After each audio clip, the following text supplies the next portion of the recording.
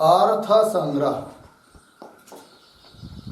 अर्थ संग्रह ग्रंथ में पेज नंबर 48, पुष्पिका नंबर 11, विधि विभाग। विधि का विचार करना है। कहाँ से आई ये विधि? तो कल बताया था वेद पंचविध, वेद के 5 भाग किए थे। कौन कौन? विधि, मंत्र, नामधेय, निषेध और अर्थवाद।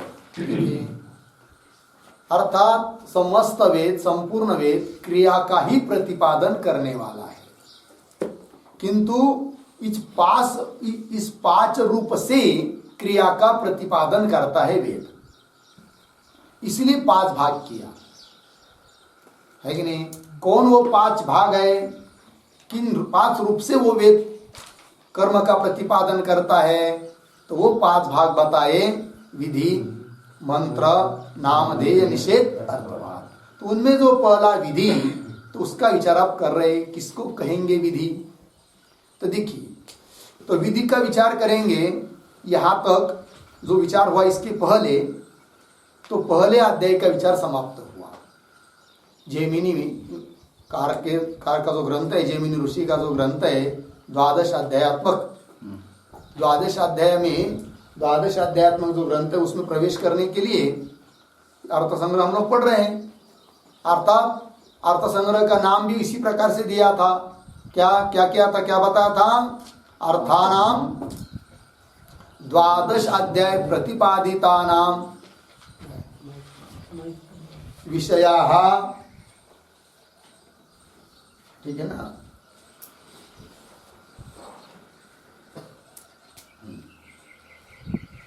12 अध्यायों में प्रतिपादित जो विषय है, उन्हीं अर्थों का, उन्हीं विषयों का संग्रह करना है। करने के लिए ये ग्रंथ है। कौन सा? अर्थ संग्रह।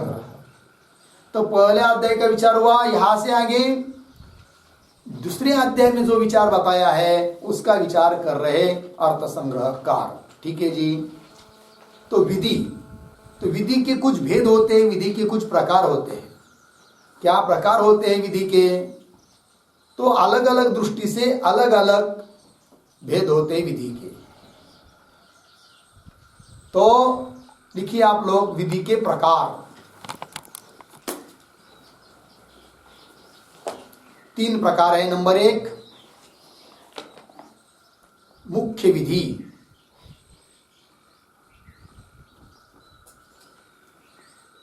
मुख्य विधि हुआ, उसी को बोलते हैं और नाम से, उसी पंक्ति में आगे कंस में लिख सकते हैं या बराबर चिन्ह कर लिख सकते हैं, प्रधान विधि। मुख्य विधि का दूसरा नाम है प्रधान विधि। इसी को बोलते अपूर्व विधि। इसी का नाम है क्या जी? अपूर्व विधि। इसी को बोलते हैं उत्पत्ति विधि।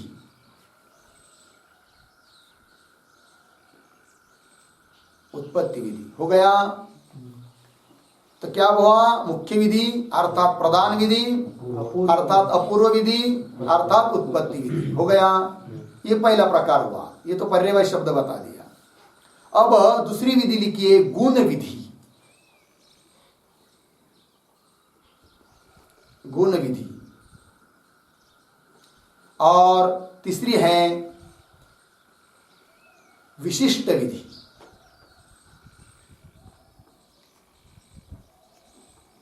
विशिष्ट विधि हो गया।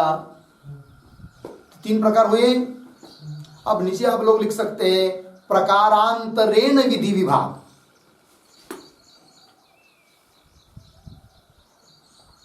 प्रकारांतरेण विधि विभाग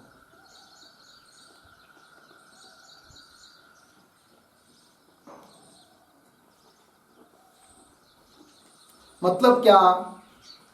अन्य प्रकार से विधि विभाग। विधि उतनी ही है किंतु दृष्टि से, अलग अलग दृष्टि से उसके क्या होते हैं, अलग अलग विभाग किए जाते हैं। जैसे कल बताया था कि नहीं, 7 पदार्थ है, उसको 2 पदार्थ भी बोल सकते हैं, है कि नहीं? अभाव अभाव किंवा नित्य नित्य, क्यों और दृष्टि रखकर और विभाग भी कर सकते हैं। ठीक है।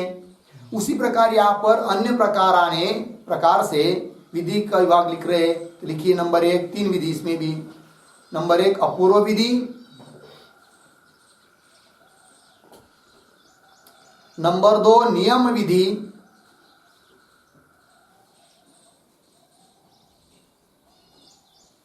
और नंबर 3 है परिसंख्या विधि।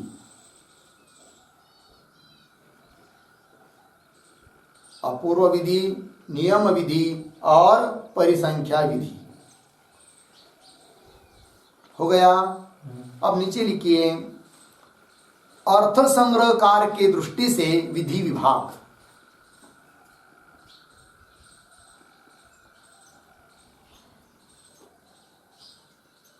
अर्थ संग्रह कार्य के दृष्टि से विधि विभाग। तो अर्थ संग्रह कार्य के दृष्टि से 4 विभाग हो जाते हैं। तो लिखेंगे नंबर 1 उत्पत्ति विधि, नंबर 2 विनियोग विधि,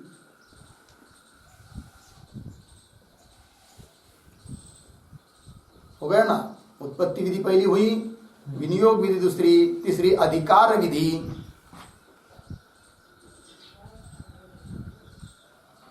और चौथी है प्रयोग विधि।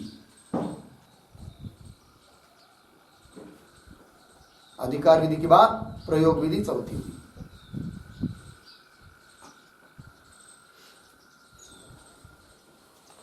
हो गया। चलिए अब यहां पर हम लोग विधि का विचार कर रहे हैं। ठीक है। वेद के तो 5 भाग हैं, विधि, मंत्र, नामधेय, निषेध, अर्थवाद। कोई कह सकता है कि भाई यदि 5 भाग है, पंचविधः वेदः, तो उसमें से 5 भागों में से सबसे पहले विधि को ही क्यों लिया, मंत्र को क्यों नहीं लिया, अर्थवाद को क्यों नहीं लिया, आदि आदि करके प्रश्न होगा कि नहीं? उसका क्या उत्तर दे सकते हैं? तो देखिए भाई, वेद के हर एक वाक्य, सभी वाक्य कर्म का ही प्रतिपादन करते हैं। ये मीमांसकों का सिद्धांत है। ठीक है। वेदांती का ऐसा मत नहीं है। वेदांतियों का मत अलग है। उनका मत क्या है? सभी वेद वाक्य, चाहे वो कर्मकांड परक हो, चाहे उपासना कांड परक हो, चाहे ज्ञान कांड में आए हुए वाक्य हो, सभी वाक्य जीव ब्रह्म का अभेद प्रतिपादन करने में ही उन सबका तात्पर्य है। भले किसी का साक्षात हो, किसी का परंपरा से हो। कर्मकांड वाक्य भी क्या करते? अंतकरण शुद्धि कराते हैं कर्म कराकर। फिर अंतकरण शुद्धि होने के बाद ज्ञान प्राप्त होता है। अर्थात परंपरा से ज्ञान में ही तात्पर्य है सभी वेद का। कौन कहते हैं? वेदांती लोग। किंतु पूर्व मीमांसक कहते हैं कि नहीं, संपूर्ण वेद का तात्पर्य किसमें है? कर्म बताने में ही है, यागादिक कर्म। ठीक है जी, कर्म ही प्रधान है। तो बोलेंगे ऐसे कुछ वाक्य मिलेंगे फिर कि जिसमें कर्म का तो कुछ विधान है ही नहीं है। लेकिन जैसे तत्वमसि किंवा यह एष रुद्यंतर ज्योति पुरुष किंवा सत्यम ज्ञान अनंतम ब्रह्म, इसमें क्या करेंगे? तो वो क्या कहते हैं मीमांसक लोग कि जो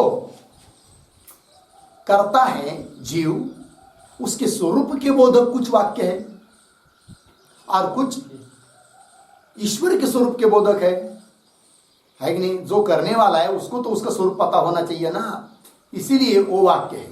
अर्थात कहने और तत्वमसि इत्यादि वाक्य ये अर्थवाद वाक्य है कि तुम कर्म आदि करोगे तो भगवान बन जाओगे, स्तुति कर रहे हो, है कि नहीं? तत्वमसि आदि वाक्य ऐसा कहते हैं कौन? मीमांसक। कहने का तात्पर्य मीमांसकों का सिद्धांत है सभी वेद वाक्य क्रियापरक ही है, कर्म का ही प्रतिपादन करते हैं। वाक्य ही हो क्या? आमना यस्य क्रियार्थत्वात् अनर्थक्यम अतदर्थानाम, है कि नहीं? ऐसा कहा गया है। ठीक है जी। आमना मतलब वेद, क्रियार्थत्वात् क्रिया के लिए ही वेद है। चलिए, मैं ये बात कह रहा था, यदि वेद के 5 भाग किए हैं तो सबसे पहले विधि का ही निरूपण करना क्यों शुरू कर दिया? मंत्र आदि का क्यों नहीं? है कि नहीं?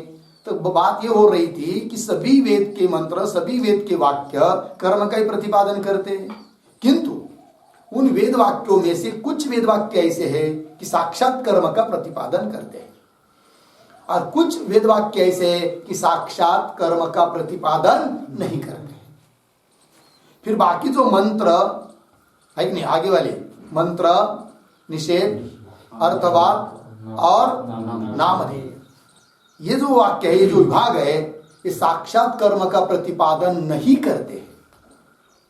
विधि वाक्य साक्षात कर्म का प्रतिपादन करते हैं, और मंत्र, नामधेय, निषेध इत्यादि जो वाक्य है ना, वो विधि के माध्यम से ही कर्म का प्रतिपादन करते हैं। विधि का पूज बनकर, विधि का सहारा लेकर कर्म का प्रतिपादन करते हैं। इसलिए सबसे मुख्य, सबसे प्रधान कौन हुई? विधि। इसलिए विधि का निरूपण करना सबसे पहले शुरू कर दिया है। बात समझ में आई? तो चलिए देखते हैं वाक्य को। तो क्या लिखा है जी? हाँ, तत्र आज्ञातार्थ ज्ञापको वेद भागो विधि ही। बोलिए, तत्र आज्ञातार्थ ज्ञापको वेद भागो विधि। ठीक है जी। तो देखिए, जो आप लोगों को विधि के प्रकार लिख के दिया ना, कौन कौन? पहले 3: मुख्य विधि, गुण विधि, विशिष्ट विधि। मुख्य विधि का ये दूसरा नाम है अपूर्व विधि, बराबर? तो यहाँ पर आप ऊपर हेडिंग के रूप में लिखिए अपूर्व विधि। गुण विभाग के नीचे, विधि विभाग के नीचे क्या लिखेंगे? अपूर्व विधि। क्या लिखेंगे? पुस्तक में लिखना है।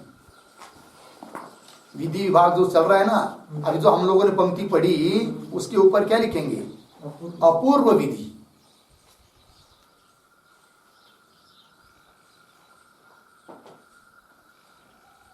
ठीक है जी। चलिए, तो बता रहे हैं तत्र। तत्र मतलब क्या? तत्र शब्द का अर्थ लिखिए पंचसु प्रकारेषु मध्ये।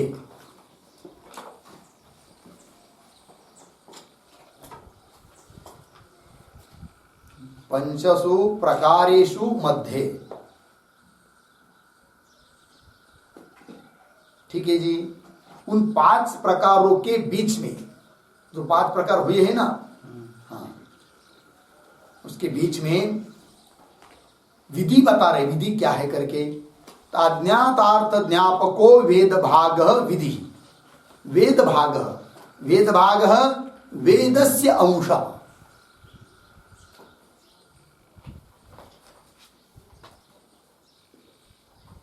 वेदस्य अंश।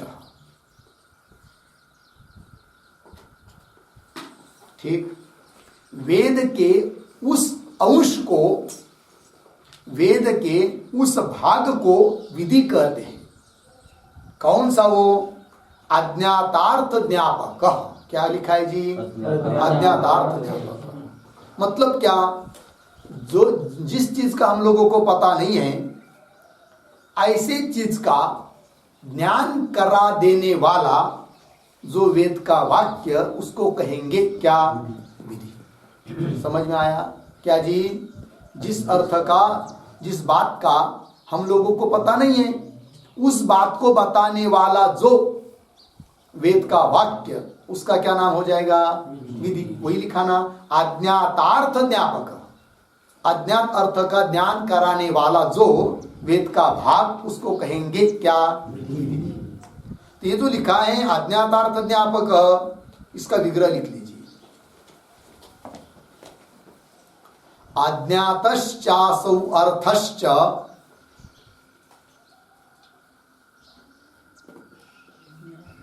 अज्ञातश्चासौ अर्थश्च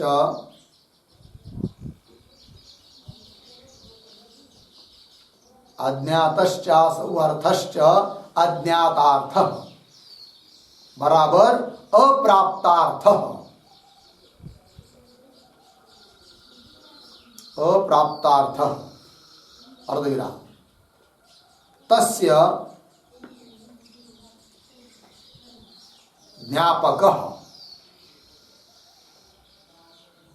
तस्य ज्ञापक बराबर बोधक बोधक यह वेद भाग यह वेद भाग बराबर वेदस्य अंशः वेदस्य अंशः सह विधि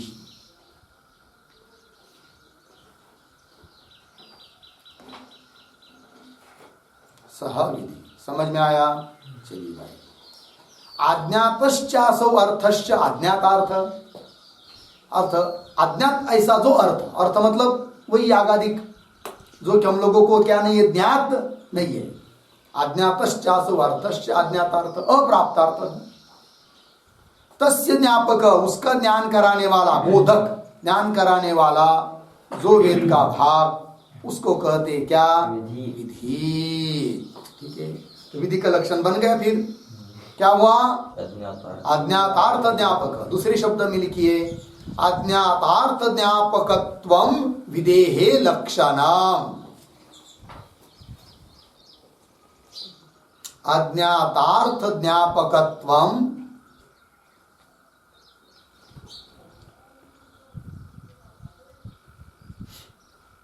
अज्ञातार्थ ज्ञापकत्वं विधेहे लक्षणम्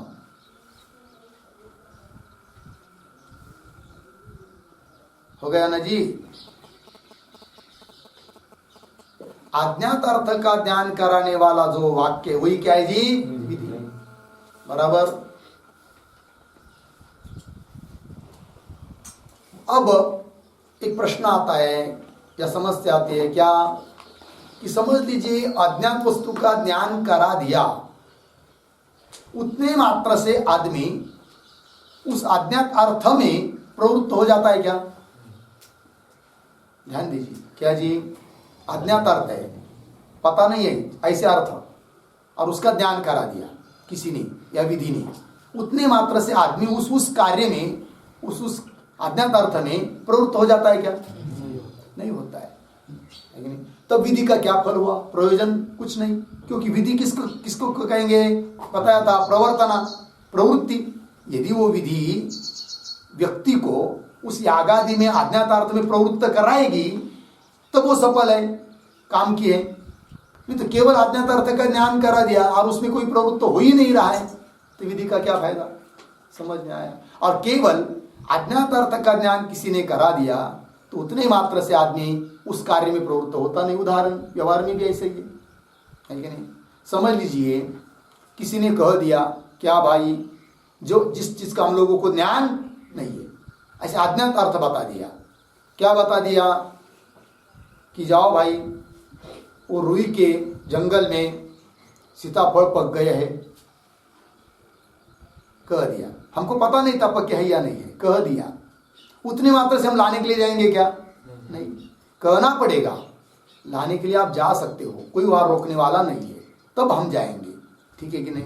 केवल अज्ञात बता दिया लेकिन अज्ञात अर्थों को बता दिया उतनी मात्र से प्रवृत्ति होगी क्या नहीं होती है। लग गया ना। इसीलिए ये तो लक्षण हो गया अज्ञातार्थ ज्ञापकत्व विधेहे लक्षण। किंतु ग्रंथकार उसी को और थोड़ा सा कुछ शब्द जोड़कर और स्पष्ट कर रहे लक्षण को है कि नहीं। किस लिए कि विधि को सफल बनाने के लिए। विधि सफल तब होती है जब वो व्यक्ति को उस कार्य में प्रवृत्त कराएगी। ठीक है तो वही लिख रहे आगे सच तादृश प्रयोजनवत् अर्थ विधानेन अर्थवान यादृशं च अर्थम प्रमाणांतरेण अप्राप्तम विधत्ते। ठीक है जी, चलिए भाई। स शब्द का अर्थ क्या? विधि। सह नाम विधि। स च तादृश प्रयोजनवत् अर्थ विधानेन। तादृश, तादृश मतलब क्या भाई? तो तादृश आया है, तो तादृश को समझने के लिए यादृश आना पड़ता है। उसी वाक्य में आगे दिया है यादृश। क्या लिखा है आगे? यादृश अर्थम प्रमाणांतरेण अप्राप्त। ऐसा अर्थ कि जो अन्य प्रमाणों से अप्राप्त है, अर्थात अज्ञात है। अन्य प्रमाण से ज्ञान हुआ रहेगा तो क्या कहेंगे उसको? ज्ञात। और किसी प्रमाण से ज्ञान नहीं है तो उसको क्या कहेंगे जी? अज्ञात, है कि नहीं? इसलिए तादृश शब्द से अर्थ क्या लेंगे? जो यादृश शब्द से यहां पर बताया है। तो यादृश शब्द में क्या बताया जी? यादृशम च अर्थम प्रमाणांतरेण अप्राप्त। अन्य प्रमाणों से प्राप्त तादृश अर्थ, शुरू में आया ना तादृश, उस प्रकार का अर्थ। एक शब्द में यदि तादृश के लिए कहना हो तो क्या कह सकते? अज्ञात। तादृश मतलब अज्ञात। अज्ञात अर्थात प्रमाणांतर से अप्राप्त, यह अर्थ हो जाता है। तो चलिए, तो तादृश का अर्थ क्या लिखेंगे? अज्ञात, एक शब्द में। तो वाक्य क्या बना फिर? तादृश मतलब अज्ञात, एक बात हुई। और प्रयोजनवत्, प्रयोजन वाला भी अर्थ होना चाहिए। केवल अज्ञात अर्थ रहेगा, है कि नहीं, और उसका ज्ञान विधि करा देगी तो उतने मात्र से आदमी उसमें प्रवृत्त नहीं होगा। फिर वो अर्थ कैसा होना चाहिए? प्रयोजनवान। तो प्रयोजनवान जोड़ दिया इसमें, लगा ना? तब क्या बना? अज्ञात प्रयोजनवत् अर्थ विधानेन। अज्ञात हो मतलब अन्य प्रमाण से उसका ज्ञान न हो, और प्रयोजन वाला हो। ऐसे अर्थ का विधान यदि विधि करती है तब विधि प्रयोजनवान हो जाती है, सफल हो जाती है। ठीक है ना जी? तो देखिए भाई, तो प्रयोजनवत् ये शब्द आया है, तो क्या अर्थ है उसका? तो लिखिए, प्रयोजनम अस्य अस्ति।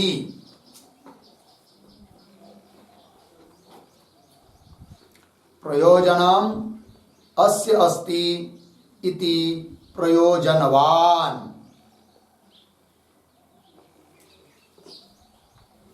प्रयोजनम अस्य अस्ति इति प्रयोजनवान।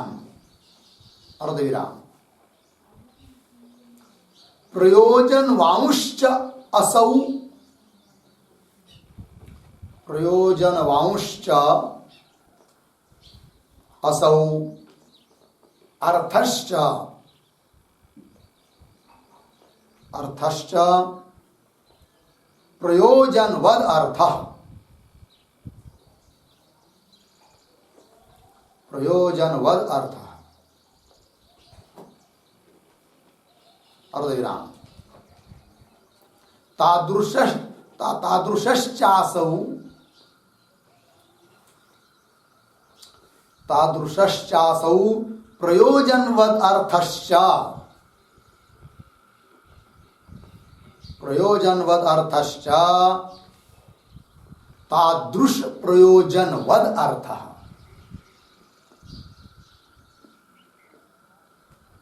तादृश प्रयोजनवद अर्थः तस्य विधानेन।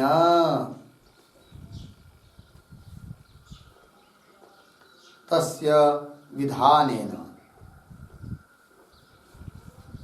हो गया। देखिए भाई अर्थ, तो जो पद है उसको समझ लेंगे।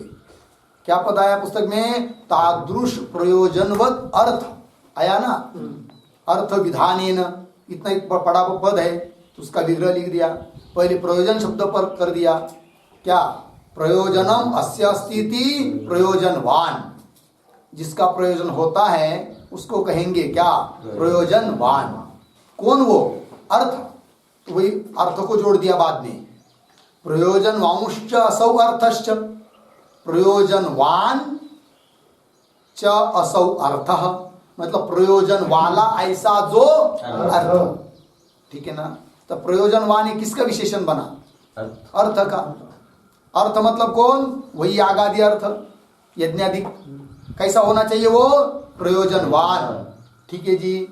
तो प्रयोजनवांश्च असौ अर्थश्च प्रयोजनवत् अर्थ। तो प्रयोजनवत् अर्थ शब्द बन गया, फिर उसको तादृश के साथ जोड़ दिया तो क्या बना? तादृशश्चासौ प्रयोजनवत् अर्थश्च तादृश प्रयोजनवत् अर्थ, है कि नहीं? तादृश अर्थ है कि नहीं? तादृश ऐसा जो प्रयोजन वाला अर्थ। तो अर्थ का ये भी एक विशेषण बन गया। कौन? तादृश। तादृश मतलब अज्ञात। तो क्या दो विशेषण हुए अर्थ के? कैसा अर्थ? अज्ञात अर्थ हो और प्रयोजन वाला अर्थ हो। इस प्रकार के अर्थ का, इस प्रकार के यागादिक का यदि विधान विधि करती है तब विधि भी सफल हो जाती है। क्या विधि की सफलता? पुरुष को उस याग में प्रवृत्त कराना। समझ में आया जी? ये बता दिया। तादृशश्चासौ प्रयोजनवत् अर्थश्च तादृश प्रयोजनवत् अर्थ लग गया। तस्य विधानेन, तब शब्द बन गया फिर तादृश प्रयोजनवत् अर्थ विधानेन। क्या? विधानेन अर्थवान। कौन अर्थवान? सह अर्थवान। वाक्य के आरंभ में आया है सह, सह विधि अर्थवान। विधि अर्थ वाली हो गई, सफल हो गई, है कि नहीं? अर्थवान मतलब प्रयोजनवान। अर्थवान जो शब्द आया ना भी, उसका मतलब क्या? प्रयोजनवान। तो प्रयोजन वाली हो गई कौन? विधि। कब? जब वो केवल अज्ञात अर्थ को बताती तो प्रयोजन वाली होती क्या? नहीं। फिर कैसे अर्थ को बताने से, कैसे अर्थ का विधान करने से विधि प्रयोजन वाली हो गई, अर्थ वाली हो गई? तो जो अर्थ है बताना, जिसका विधान करना है, वो अज्ञात हो और प्रयोजन वाला हो। कोई प्रयोजन नहीं रहेगा और भले अज्ञात हो। अज्ञात हो मतलब हम लोगों को किसी प्रमाण से उसका ज्ञान नहीं है और विधि बता रही है, तो हम लोग क्या बोलेंगे? क्या लेना देना, छोड़ दो ना, क्या मतलब है? क्योंकि उसका कोई प्रयोजन नहीं। तो क्या होना चाहिए? प्रयोजन भी होना चाहिए। दोनों बात महत्व की है। और समझ लीजिए, कोई ऐसा अर्थ है कि जो प्रयोजन वाला है किंतु हम लोगों को ज्ञात है और उसका विधान करेगी विधि, तो भी प्रयोजन वाली नहीं हुई वो। मुझे उदाहरण समझ लीजिए, भोजन रूप अर्थ लीजिए। क्या अर्थ जी? भोजन रूप अर्थ लिया, है कि नहीं? भोजन रूप अर्थ प्रयोजन वाला है कि नहीं? है कि नहीं? और ऐसे अर्थ का यदि विधि ने प्रतिपादन किया तो भी विधि का कोई प्रयोजन फल नहीं है। क्यों? क्यों? अज्ञात है। हम लोग को अज्ञात नहीं है। क्या है? ज्ञात है। पता है हम लोगों को कि भोजन करने से क्या होता है? तृप्ति होती है, एक क्षुधा निवृत्ति होती है करके। फिर विधि सफल कब है? ऐसे अर्थ का जब वो प्रतिपादन करेगी। कैसे अर्थ का? जो हम लोगों को अन्य प्रमाण से ज्ञात नहीं है, अर्थात अज्ञात है। भोजन तो ज्ञात है कि नहीं? अब स्वर्ग के लिए अमुक अमुक याग करना पड़ता है, यह हम लोगों को अन्य प्रमाण से ज्ञात है क्या? नहीं है। प्रत्यक्ष से जान सकते क्या हम? याग तो को देख रहे हैं, किंतु इससे स्वर्ग मिलेगा इस बात का ज्ञान किसी प्रमाण से है क्या? नहीं है। तो प्रमाणांतरे न क्या हुआ? अज्ञात। और वेद कहता है, श्रुति कहती है ये याग करोगे तो स्वर्ग मिलेगा। तो प्रयोजन वाला भी अर्थ हुआ, याग रूप अर्थ। तो याग रूप अर्थ का प्रतिपादन यदि विधि करती है तो सफल है, क्योंकि याग रूप अर्थ कैसा है जी? अज्ञात है और प्रयोजन वाला है। बात समझ में आई ना? पंक्ति देखिए, सह विधि सच विधि तादृश प्रयोजनवत् अर्थ विधानेन अर्थवान। लग गया जी। यादृश मतलब कैसा, तादृश मतलब कैसा, तादृश शब्द आया है ना, तो वो लिख दिया यादृश शब्द से। यादृशम च अर्थम प्रमाणांतरेण अप्राप्तम, अन्य प्रमाण से जो प्राप्त ऐसे अर्थ का प्रतिपादन करेगी तो उसको कह दिया तादृश। ठीक है ना। अप्राप्तम विधत्ते, विधान करती है। लग गया जी। लग गया पंक्ति। सच तादृश प्रयोजनवत अर्थ विधानेन अर्थवान यादृशम च अर्थम प्रमाणांतरेण अप्राप्तम विधत्ते, सह विधत्ते, है कि नहीं, प्रयोजनवान हो गया। इस वाक्य के ऊपर एक वाक्य लिख लीजिए।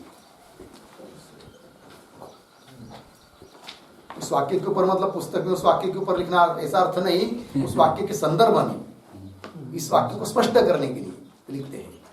प्रमाणांतरेण अप्राप्तम,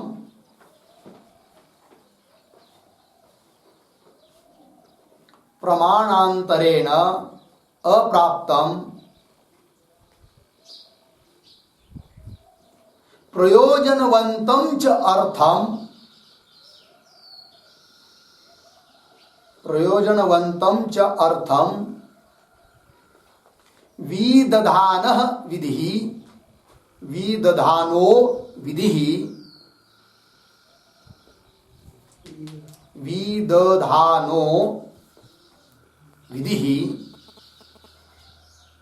स्वयं प्रयोजनवान भवति, स्वयं प्रयोजनवान भवति इति यावत। ठीक। देखिए भाई, पुस्तक की पंक्ति का जो अर्थ है वही इस पंक्ति का अर्थ है, समझा देते हैं। प्रमाणांतरेण अप्राप्तम मतलब क्या हुआ, अज्ञात। और प्रयोजनवंतम च अर्थम, और प्रयोजन वाला ऐसा जो अर्थ, पुनः कैसा, प्रमाणांतरेण अप्राप्त ऐसा जो अर्थ, प्रयोजन वाला जो अर्थ, ऐसे अर्थ का विदधान विधि, विधान करने वाली विधि स्वयं प्रयोजनवान भवति, स्वयं क्या हो जाती है, प्रयोजन वाली हो जाती है। तो स्वयं प्रयोजन वाली हो जाती है, इस बात को दिखाने के लिए पुस्तक में शब्द आया है। कौन सा पुस्तक में कौन सा शब्द आया है, अर्थवान। विधानेन अर्थवान, विधि अर्थवान मतलब विधि प्रयोजन वाली हो जाती है। कैसे अर्थ का कथन करने से, प्रमाणांतरेण अप्राप्तम प्रयोजनवंतम च अर्थम विदधानः, ऐसे अर्थ का प्रतिपादन करती हुई विधि ही क्या हो जाती है, प्रयोजन वाली हो जाती है, सफल हो जाती है। लग गया जी। अब विधि का लक्षण बन गया फिर नया, फिर से। तो पहले अभी क्या बनाया था आप लोगों, हम लोगों ने अज्ञातार्थ ज्ञापकत्वम विधेय लक्षणम। अब उसमें थोड़ा दुरुस्त करके लक्षण लिखिए दूसरा। तो क्या लिखेंगे, प्रयोजनवत्वे सति, प्रयोजनवत्वे सति अप्राप्त प्रापकत्वम, अप्राप्त प्रापकत्वम विधेहे लक्षणम।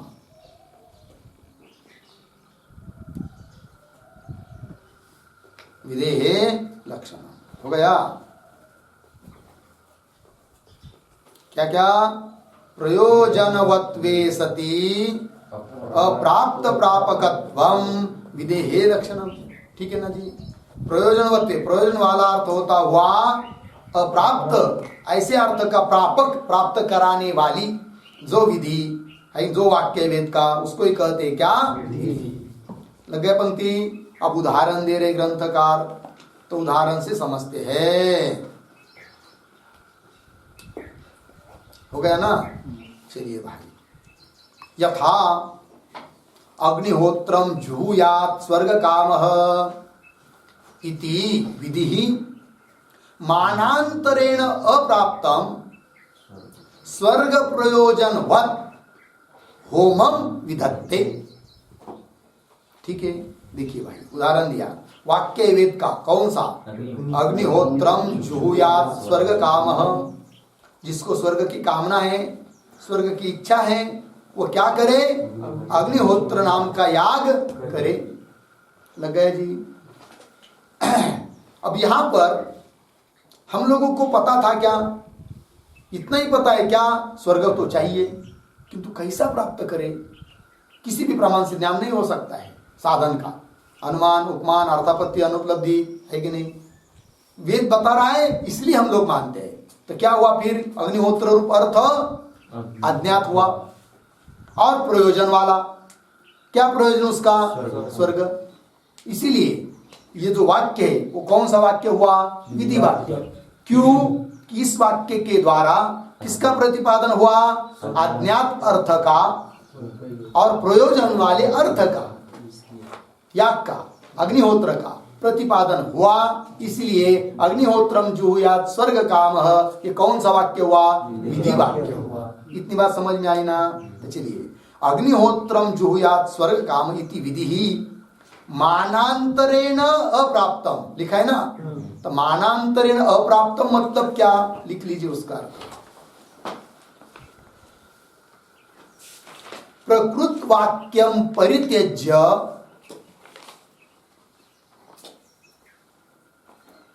प्रकृत वाक्यम परित्यज्य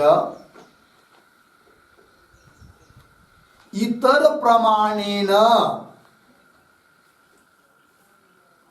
इतर प्रमाणेन अप्राप्तम, इतर प्रमाणेन अप्राप्तम बराबर अज्ञातम। अप्राप्तम कर दो अज्ञातम।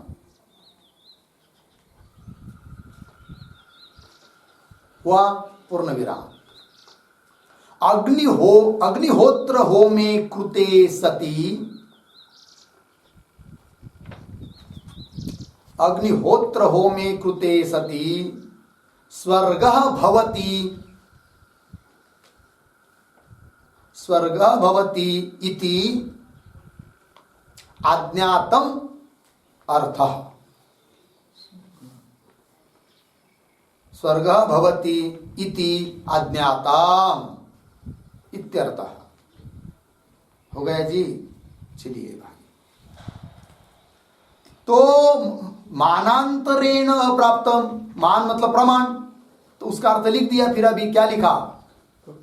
प्रकृत वाक्य। प्रकृत वाक्य मतलब कौन सा वाक्य? अग्निहोत्रम जुहुयात स्वर्ग काम, ये हुआ प्रकृत वाक्य। उस प्रकृत वाक्य को छोड़कर इतर प्रमाण के द्वारा अप्राप्त, इसको कहते अज्ञात, है कि नहीं?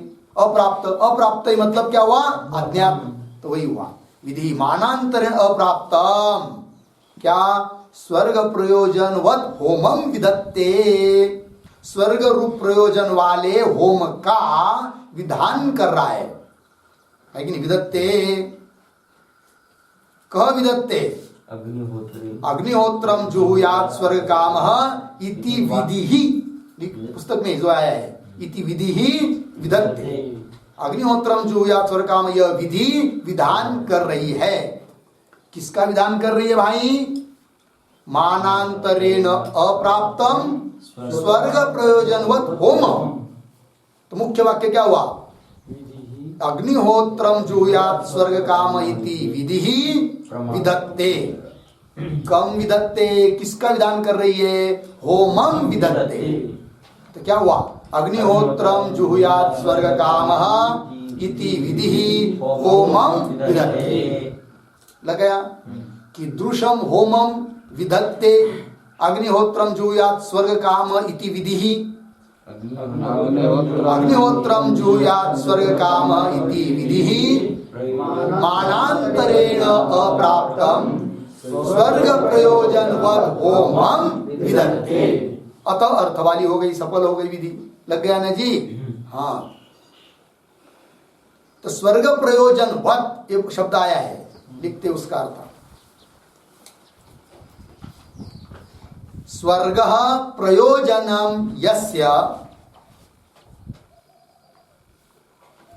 स्वर्गः प्रयोजनम यस्य सह स्वर्ग प्रयोजनवान, सह स्वर्ग प्रयोजनवान। आगे सह चासौ होमः, सह चासौ होमः च तम होमं विधत्ते, तम होमं विधत्ते इत्यर्थः।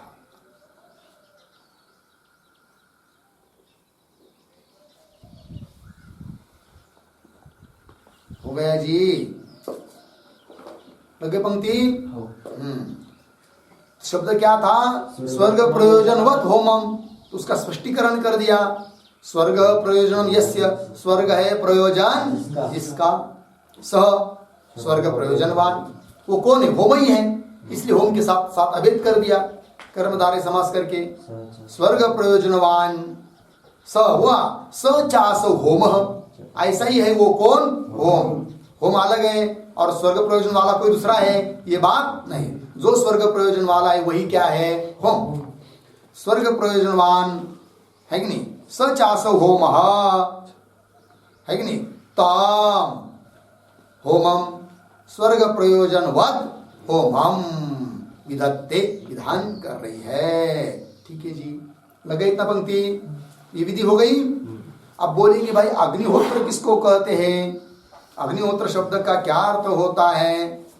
तो अग्निहोत्र शब्द का भी अर्थ लिख सकते हैं, अग्नि सूर्य देवता कस्य,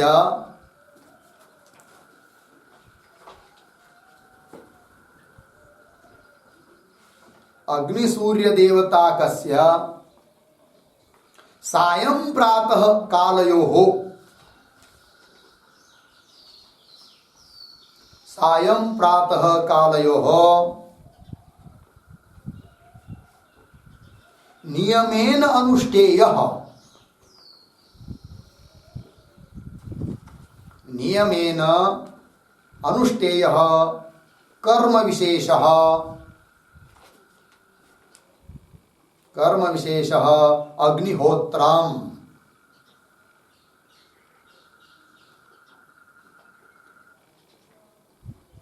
अनुष्ठेयः कर्म विशेषः अग्निहोत्रम्।